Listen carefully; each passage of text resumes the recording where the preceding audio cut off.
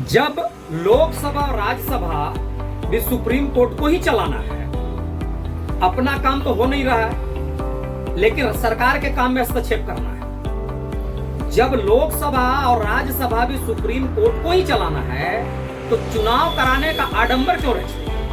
फिर चुनाव मत कराइए। फिर कानून प्रशासन और संविधान का पाखंड क्यों? हटा लीजिए सब। हिंदू अपनी अंतिम लड़ाई लड़ लेंगे, या तो पूरी तरह से खत्म होंगे या फिर पूरी तरह से जीतेंगे। बंगाल में हिंदुओं का नरसंहार हो रहा है, वो भी बंगाल, पश्चिम बंगाल महोदय, उसके भी सर्वोच्च न्यायालय आप ही हैं, उसके भी सर्वोच्च न्यायालय आप ही हैं, लेकिन आपकी एक बोली नहीं निकल रही है। लेकिन मुसलमानों को खुश करने के लिए आप सरकार के कार्य में, सरकार के बनाए हुए कानून में हस्तक्षेप आपको करना है। वो भी उस सरकार के बनाए हुए कानून जिसको जनता ने पूर्ण बहुमत के साथ बैठाया है, पूर्ण बहुमत के साथ प्रधानमंत्री बनाया है। लोकसभा से पूर्ण बहुमत के साथ पास होने के बावजूद, राज्यसभा से पूर्ण बहुमत के साथ पास होने के बावजूद, राष्ट्रपति महामहिम का हस्ताक्षर होने के बावजूद आपको हस्तक्षेप करना है। क्या आपको ऐसा नहीं लगता है कि आप संविधान को ताक पे रख करके आप ये कठमुल्लों को खुश करने के लिए कर रहे हैं?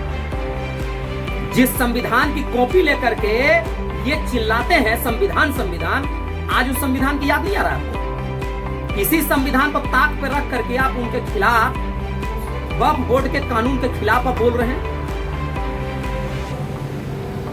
आप उन लोगों को यह बात बोलते हैं, उन लोगों को खुश करने के लिए कि वक्फ बोर्ड के पास असीमित जमीन जायदाद 13वीं 14वीं शताब्दी में आई थी। उस वक्त का पेपर वो कहां से मांगेंगे? मतलब आपका सीधा सीधा कहने का मतलब ये है कि उनसे पेपर ना मांगा जाए, क्योंकि वो 13वीं 14वीं शताब्दी में वो जमीन हड़पे हैं हिंदुओं से, इसलिए ना मांगा जाए। तो महोदय, आप ही थे, आप ही ये 3 जज थे जो 8000 वर्ष पूर्व राम मंदिर अयोध्या का पेपर मांग रहे थे, हमारे आराध्य का पेपर मांग रहे थे, जिनके अपनी बाप की संपत्ति थी अयोध्या, राजा दशरथ की जमीन थी अयोध्या, उसका पेपर आप मांग रहे थे महोदय, और हमने उसे दिया, आपको दिखलाया। 8000 वर्ष पुराना पेपर आपको मिल गया, लेकिन 800 वर्ष पुराना पेपर आपको नहीं चाहिए। या सीधा सीधी बोल दीजिए ना महोदय कि वक्फ बोर्ड ने आपको भी कहीं जमीन दे रखा है जिस पे आपने मॉल बना रखा है, या फिर आपको इतना पैसा दे दिया गया है कि आपको ना तो न्याय की चिंता है ना देश का चिंता है। कुछ तो गड़बड़ है महोदय।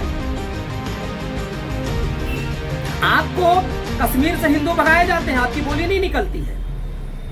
केरल से भगाए जाते हैं, आपकी बोली नहीं निकल जाती है। अभी बंगाल से हिंदुओं का पलायन हो रहा है, 40,000 से ज्यादा हिंदू बंगाल छोड़ के भाग चुके हैं, लेकिन आपकी कोई बोली नहीं लग रही है। आपको जरा भी चिंता नहीं है उन हिंदुओं की सुरक्षा कैसे की जाए।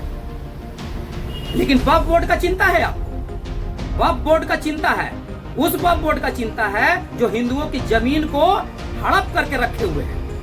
कहां से लाए थे ये जमीन? ये वक्फ बोर्ड वाले कहां से लाए थे जमीन? मुगल मंगोल से ऊंट पर लाद करके लेके आए थे जमीन क्या भारत में? मुगल ऊंट पे लाद करके लाए थे मंगोल से जमीन, जिसका पेपर आप नहीं मां चाहिए आपको? महोदय, विनम्र आग्रह है, पूरा देश महोदय आपसे उम्मीद की नजर देख रखता है। पूरा देश सर्वोच्च न्यायालय से उम्मीद रखता है महोदय। बहुत सम्मान के साथ सर्वोच्च न्यायालय लोग जाते हैं, बहुत उम्मीद के साथ सर्वोच्च न्यायालय लोग जाते हैं। आप ये 2-3 जज पूरे सर्वोच्च न्यायालय को बदनाम करके रखे, छीछा लेकर करके रखे पूरे देश में आप लोग। और भी जज हैं वहां महोदय, और भी जज हैं, सैकड़ों जज हैं।